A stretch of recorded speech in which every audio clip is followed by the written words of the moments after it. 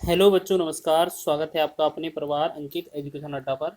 आज हम बात करने वाले हैं RRB NTPC, RRB group D, RPF और एएलपी के बहुत ही महत्वपूर्ण प्रश्नों के बारे में। आज से हमारा सेट नंबर 45 है। इससे पहले हमने 44 सेट कवर किए हुए हैं जो आपकी एग्जाम की दृष्टि से महत्वपूर्ण हैं। अगर आपने नहीं देखे हैं तो प्लीज़ प्ले लिस्ट में जाकर देख सकते हैं। सभी क्वेश्चनों को ट्रिक के माध्यम से बताया गया है और सभी क्वेश्चन हैं वो आपके प्रीवियस ईयर एग्जाम पर आधारित हैं। रेलवे के हर एक एग्जाम को टारगेट करते हुए ये वीडियो बनाई जा रही है, ठीक है। तो यहाँ पर क्या है, आज हम मेंसुरेशन के कुछ महत्वपूर्ण सवाल करने वाले हैं, ठीक है। तो इसी तरीके से ये कंटिन्यू सीरीज हमारी चलती जा रही है। तो यहाँ पर लिखा है, देखिएगा, यहाँ पर लिखा है हमारा, यदि किसी त्रिभुज का परिमाप 28 सेंटीमीटर है तो इसकी अंतः त्रिज्या 3.5 सेंटीमीटर है, तो इसका क्षेत्रफल क्या होगा। ये बहुत ही महत्वपूर्ण प्रश्न है और मात्र 2 सेकेंड का क्वेश्चन है। तो आपको इस तरीके का क्वेश्चन मिले, कभी भी अंतः त्रिज्या दिया जाए और परिमाप दिया जाए तो आपको क्या करना है, आपको क्षेत्रफल निकालना है। तो क्षेत्रफल के लिए आपको एक फॉर्मूला लगा लेना है, क्या, अंतः त्रिज्या लिखना है। अंतः त्रिज्या लिखेंगे, ठीक है।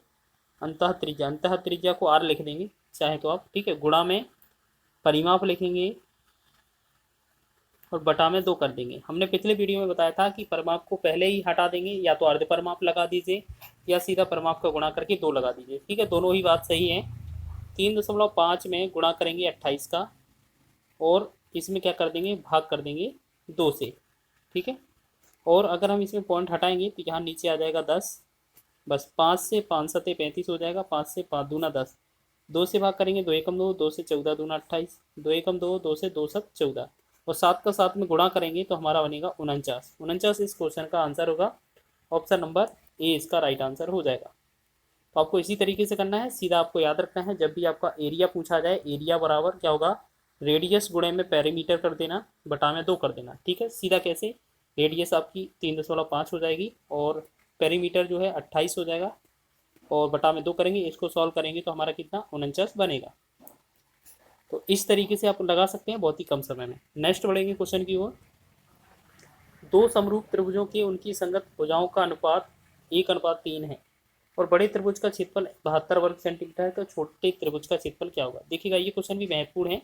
आपको क्या करना है, छोटे त्रिभुज का क्षेत्रफल पूछा है तो छोटा त्रिभुज का क्षेत्रफल x मान लेते हैं, बड़े त्रिभुज का क्षेत्रफल 72 मान लेते हैं, ठीक है। बराबर में आपका जो भुजाओं का अनुपात दिया है, छोटी भुजा का अनुपात 1 हो जाएगा, बड़ी भुजा का अनुपात 3 हो जाएगा। बस इसमें क्या है, वर्ग कर देना आपको बस।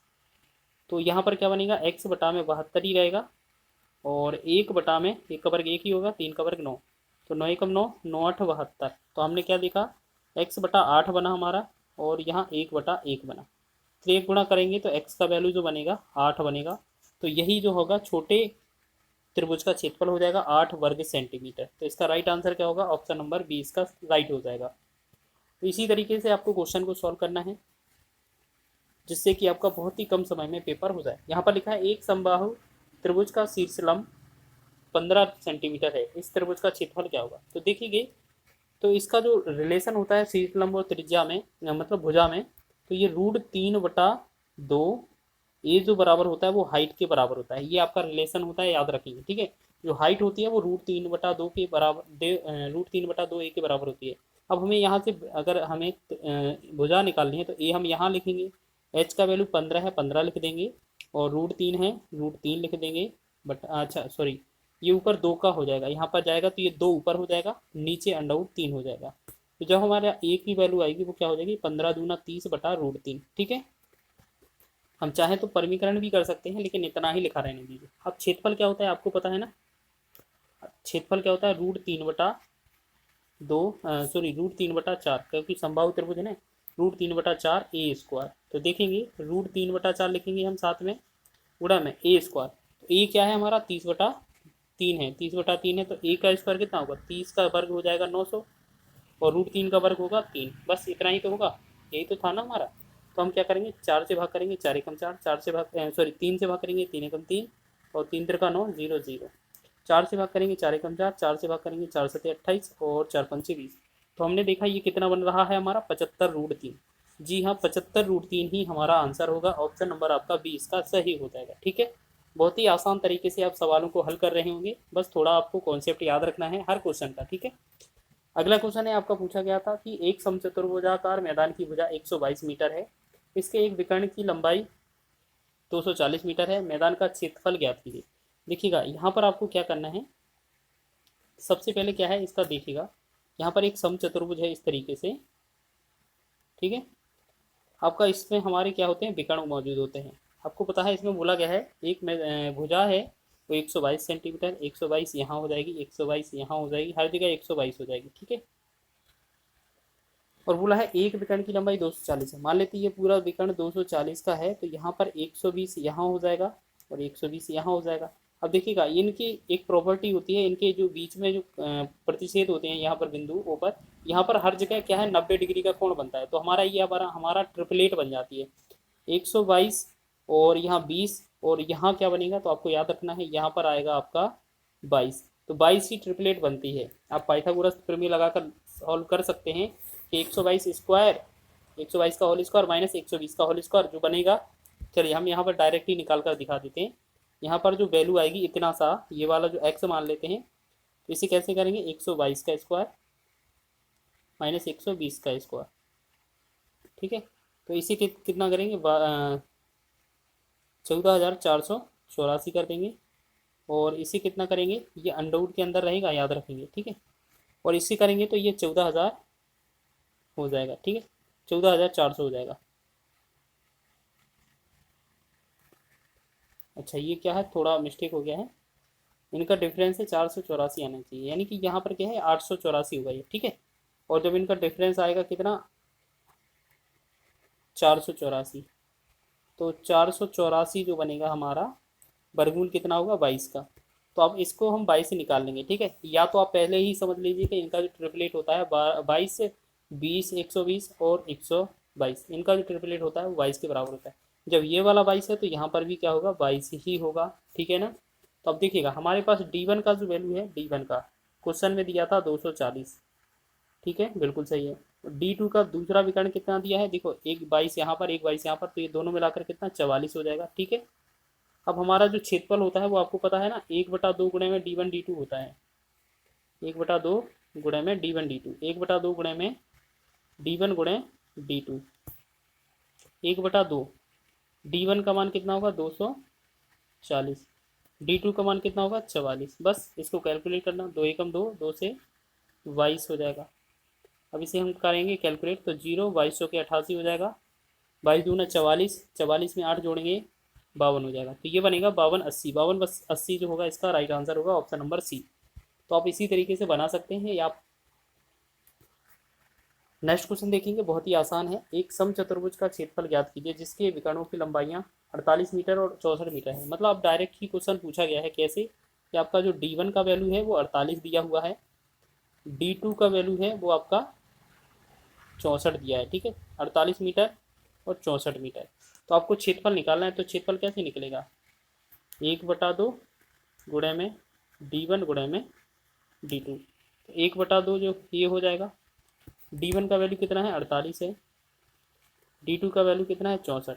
अब इसे डिवाइड करेंगे, 2 एकम 2, 2 से 24 बार जाएगा, 24 से इसे गुणा करेंगे, 24 चौके 96 हो जाएगा, हासिल 9 हो जाएगा, 24 छक्का 144 और 144 में 9 जोड़ेंगे तो 153। तो ये बनेगा हमारा कितना 1536, 1536 जो बनेगा इसका राइट आंसर हो जाएगा ऑप्शन नंबर 20 का सही है, ठीक है। तो इसी तरीके से आप बना रहे हैं सभी क्वेश्चन को आसानी से।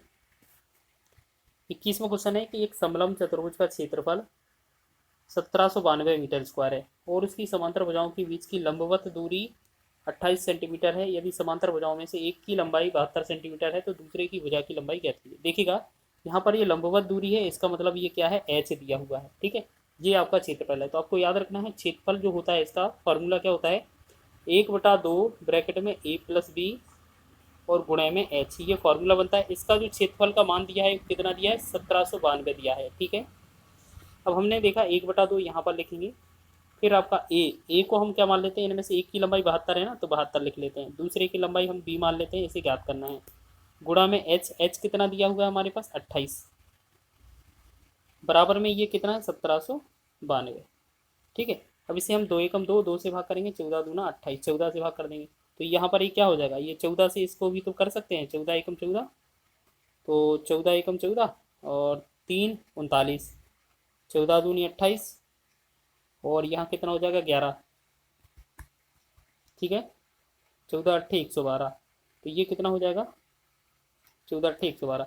तो हमने देखा ये कितना बना हमारा 72 प्लस बी बराबर, 72 प्लस बी बराबर कितना बना 128। बस हमें बी का वैल्यू निकालना है।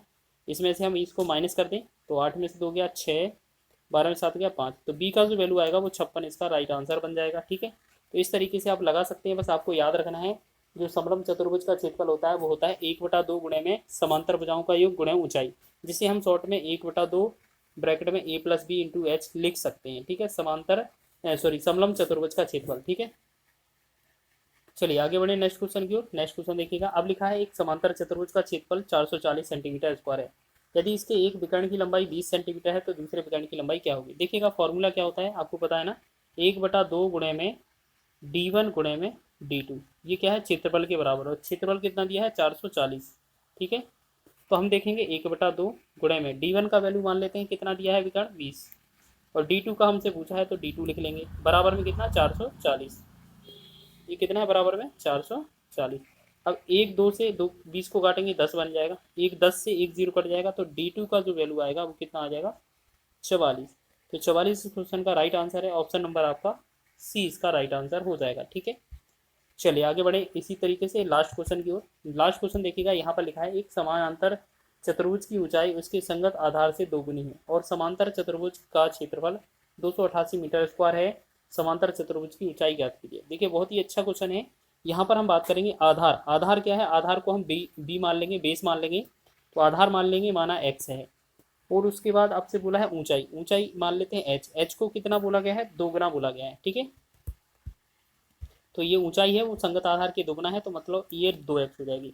आपको पता है ना क्षेत्रफल, आपको पता है समांतर चतुर्भुज का क्षेत्रफल जो होता है वो आपका क्या होता है आधार गुणा ऊंचाई, आधार गुणा ऊंचाई का मतलब है b गुणा h बराबर होता है, तो इसका जो मान दिया है वो 288 दिया हुआ है। ठीक है, अब b गुणा h यानी कि b का वैल्यू x लिखेंगे, h का वैल्यू 2x लिखेंगे। अब इसे कैलकुलेट करेंगे, ये 288 हो जाएगा। देखिए 2 से डिवाइड करेंगे 2 एकम 2, 2 से भाग करेंगे 144।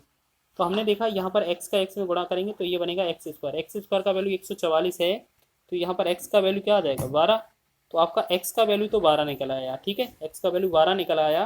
तो आप एक बात बताइए, x का वैल्यू 12 आ गया आपका, अगर आपसे अब यहाँ पर b का वैल्यू पूछा जाता तो ये 12 ही आता, लेकिन अगर h का वैल्यू पूछा जाएगा तो 12 दूना 24 हो जाएगा। ठीक, लेकिन हमसे क्वेश्चन में पूछा क्या था ऊंचाई, तो ऊंचाई जो है हमारा यही आंसर होगा 24। ठीक है, 24 इसका राइट आंसर है, ऑप्शन नंबर डी इसका सही है।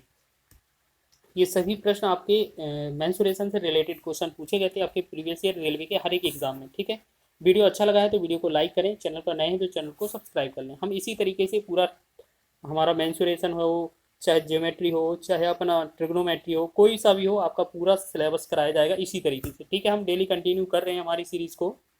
वीडियो अच्छा लगा हो तो प्लीज़ एक बार लाइक कर दें और चैनल को सब्सक्राइब जरूर कर लें।